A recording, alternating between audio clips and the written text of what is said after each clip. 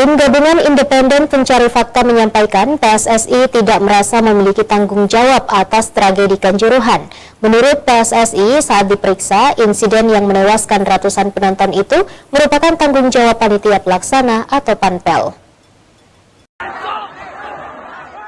Pengurus Persatuan Sepak Bola Seluruh Indonesia PSSI ikut diperiksa oleh tim TGIPF atas tragedi Kanjuruhan yang menewaskan ratusan penonton pada 1 Oktober 2022 lalu.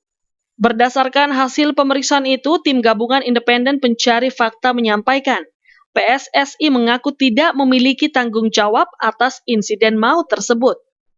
Dalam pemeriksaan yang dilakukan, PSSI menyebut, panitia pelaksana pertandingan Arema FC adalah pihak yang bertanggung jawab penuh atas tragedi Kanjuruhan yang menjadi sorotan dunia.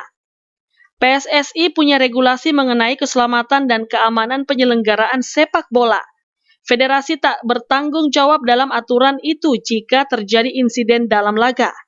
Setidaknya ada 2 pedoman regulasi yang diterbitkan PSSI dan berpotensi menyelamatkan federasi dalam ancaman kasus hukum. Wahyu Syaputra, Selebes TV.